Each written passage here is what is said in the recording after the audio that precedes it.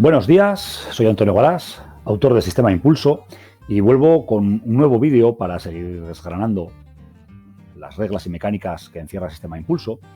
Y en el caso de hoy quiero hablar de la amenaza.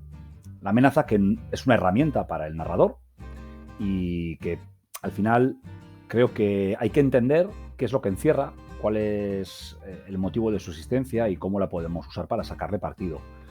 Podemos no usarla, yo mismo he narrado historias que no incluían la amenaza, pero vamos a intentar averiguar cómo sacarle el mayor partido posible para, pues bueno, incorporarla siempre que pueda sumar a la experiencia de todos los participantes en el juego. La herramienta de la amenaza nace de que las historias de terror e investigación normalmente suelen tener un componente del tiempo del avance de la historia muy importante, basándonos en cosas como cuentas atrás, sucesos que van avanzando hacia un final y que los personajes tienen que evitar, o cómo, digamos, las fuerzas vivas que se oponen al avance de los personajes poco a poco van entrometiéndose y dificultando sus avances. Esto pues se vive de una manera diferente por parte del personaje y por parte del jugador por dos motivos principales. El primero es evidente que, pues, si bien el personaje jugador lo está viviendo en su realidad, que es el juego, el jugador pues no padece esa tensión, no padece ese peligro en primera persona. Pues esta es la primera barrera que separa de alguna manera la capacidad de transmitirle al jugador pues el miedo, el terror o el estrés. Pero segunda y también bastante importante, y que se habla menos, es que no experimentamos la línea temporal de la misma manera, donde durante el juego un personaje jugador puede verse sometido al estrés, a las dudas, al miedo durante horas. El jugador lo experimenta durante minutos y no padece toda esa acumulación de emociones y de sentimientos que sí que padece el personaje jugador. Con lo cual tenemos dos diferencias muy grandes que de alguna manera dificultan llevar a la experiencia de juego este tipo de sentimientos de estrés, terror o dudas. Con lo cual, pues mi decisión en el diseño es introducir una regla que de alguna manera intente transmitir al jugador esta sensación de que las cosas están avanzando, que se dirigen a un final y que ese final no es el que él quiere alcanzar. Así nace la amenaza, como una herramienta que intenta trasladar al jugador esa percepción que siente el personaje de que las cosas van en la dirección equivocada para sus intereses. Evidentemente, pues bueno, está muy bien tener un marcador que empieza en 0 y se acerca a 10, pero debe tener una incidencia en el juego para que al jugador le importe ese avance. Con lo cual, lo que hacemos es usar la amenaza normalmente de tres maneras diferentes. La primera, como una activación de la condición de derrota. Podemos entender que cuando la amenaza llega a 10, o bien los personajes han fracasado en su intento, o bien la escena final, la situación que intentaban evitar, se va a desencadenar en las circunstancias en las que se encuentran los personajes actualmente, que pueden no ser las óptimas. Entonces, de alguna manera, lo que hacemos es o bien activar la derrota o bien activar la escena climática, el desencadenante final de la historia, quieran los personajes o no. La segunda opción que tenemos es modificando la escena del clímax. Aquí es un poquito diferente. Aquí no vamos a llegar a la resolución porque la amenaza llega a 10, vamos a llegar porque la ficción nos ha llevado a ese momento, y la amenaza lo que va a hacer va a ser modificar cómo se enfrentan los jugadores a esa situación. Poniendo un ejemplo, podríamos encontrarnos en una situación en la que el villano pues va a llevar a cabo la parte final de su plan y los jugadores, los personajes deben de evitarlo. Establecemos al crear la historia que con cualquier valor de amenaza entre 0 y 7, pues la resolución de la escena final es la marcada. El villano va a intentar finalizar su plan y los jugadores, a través de sus personajes, deben evitarlo. Sin embargo, delimitamos que a partir de nivel 8 de amenaza, el antagonista ha podido anticiparse, tiene claro que los personajes van a irrumpir y, por ejemplo, pues ha preparado trampas, guardias. De alguna manera va a haber una dificultad adicional para que los personajes puedan, pues bueno, de alguna manera evitar que el villano triunfe.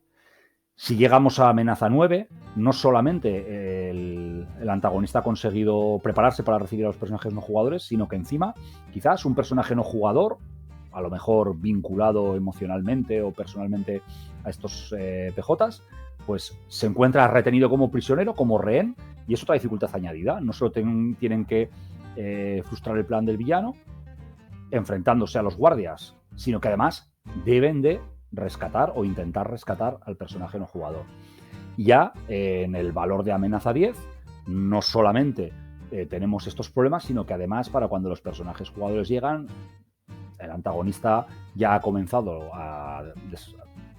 las acciones que debe llevar a cabo para finalizar su plan, y encima los personajes tienen un contador, ¿de acuerdo? Tienen un tiempo, unos turnos delimitados para evitar que el villano triunfe. Entonces lo que hemos hecho ha sido simplemente modificar la escena climática de más fácil a más difícil en función de cuánta amenaza se ha ido acumulando. Y por último, la página 94 del manual nos habla de una serie de reglas que ni activan la condición de derrota ni modifican el clímax. Simplemente afectan durante todo el desarrollo de la historia, ¿de acuerdo? Reglas como la reserva máxima de impulso, en la cual el valor de dados rojos que se pueden acumular durante el juego es decreciente conforme el nivel de amenaza aumenta. Una regla muy interesante para situaciones, historias en las cuales, conforme avanza la aventura, cada vez la acción es más frenética y los personajes tienen menos tiempo para preparar y planificar. Segundo, escenas de peligro. Una regla que lo que permite al narrador es declarar que determinadas escenas son un peligro en sí mismas, más allá de los antagonistas o problemas que aparecen en ella, y por tanto, en función del valor de amenaza, dispone de una serie de consecuencias, de dados negros para su reserva, automáticos. Cuanto mayor sea el nivel de amenaza, más dados negros, más consecuencias va a poder aplicar a los personajes durante esa escena. Y por último, una regla como la amenaza responde, y es que siempre que la amenaza aumenta en 1, los personajes han de enfrentar un peligro. Y este es importante, la usemos o no, por un concepto, y es que la amenaza nunca debe de quedarse únicamente en el marcador, debe de trasladarse a la ficción. Siempre que la amenaza sube, se debe ver en la ficción. Tenemos una aventura como Los secretos de Sinbruggen en el manual básico, que yo recomiendo para ver cómo funciona la amenaza, en la que pues, las patrullas de soldados alemanes deben de ser más notorias y más visibles conforme la amenaza sube, o bueno, como tampoco la quiero spoilear, en la que podemos ver cómo en función del valor de amenaza las cosas van cambiando en la realidad de juego, y esto es muy importante. Porque esto es, de alguna manera, lo que justifica que nuestro personaje está viviendo esa situación de estrés y de dudas y de sentimiento de que los problemas son más acuciantes, ¿vale? Sí que es verdad que al final esto es una herramienta lúdica de juego y yo, por ejemplo, pues tomo la decisión de que precisamente como lo que yo quiero es que los personajes trasladen a los jugadores esa sensación de estrés, pues yo siempre la gestiono de una manera pública. Hay gente que me ha comentado que juega con el marcador de amenaza privado, solamente lo conoce él, para generar la duda en los jugadores de qué amenaza habrá. Bueno, al final, cada uno que la use como mejor cumpla su expectativa para la historia. Otra de las cosas que hago a veces es que no siempre la subida es inmediata, porque una subida inmediata lo que hace es desenmascarar qué suceso ha provocado esa subida, y a lo mejor yo no quiero que eso ocurra. Entonces, a lo mejor durante una historia subo el marcador de amenaza y digo, durante los 10 últimos minutos algo ha pasado que hace que el marcador de amenaza haya subido.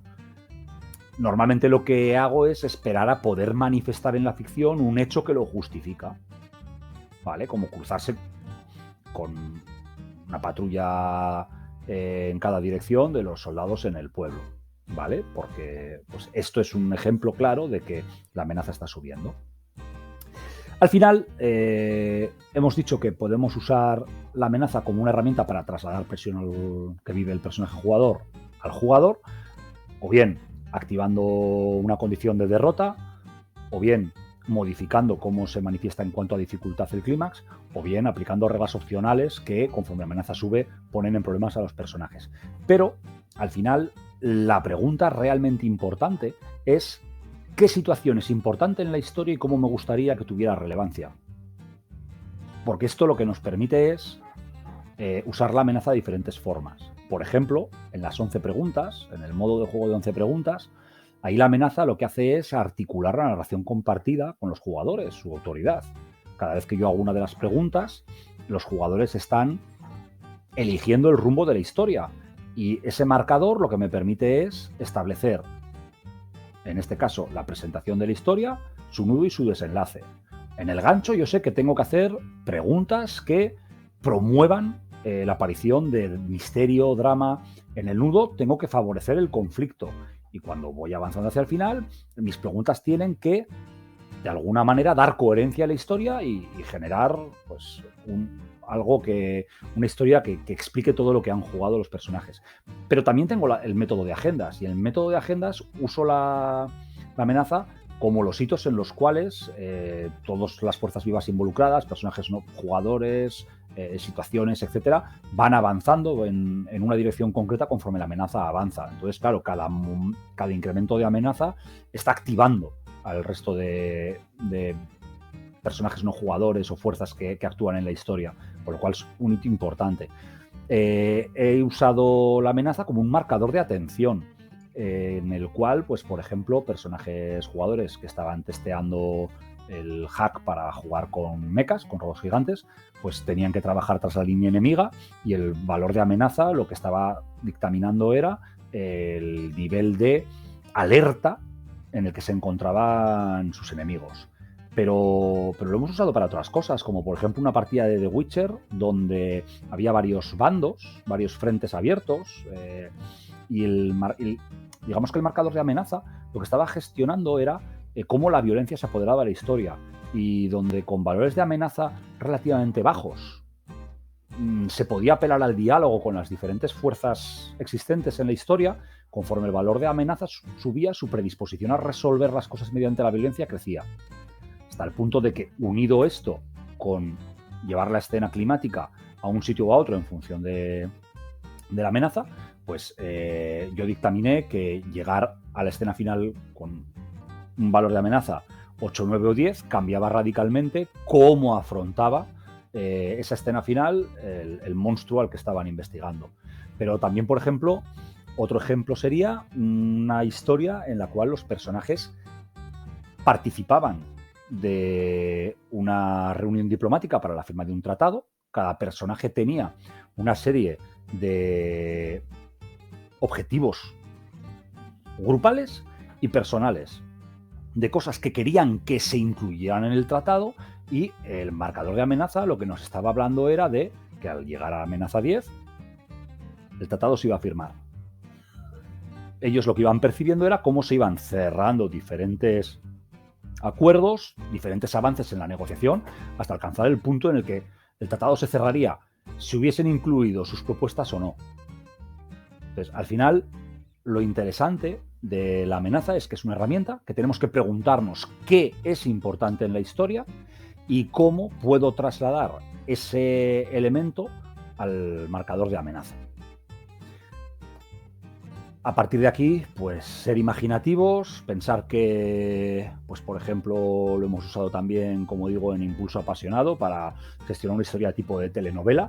Lo hemos usado de muchas maneras diferentes, no hay una única, y por tanto, pues bueno, espero que esta pequeña charla os haya hecho pensar en que al final no es simplemente algo lúdico, sino que puede ayudar mucho a lo que es la inmersión de los jugadores en la historia, a que aquello que es importante para vosotros en la misma quede arreglado y se pueda ver que realmente tiene incidencia en el juego, y con esto pues os animéis a darles usos creativos a esta regla.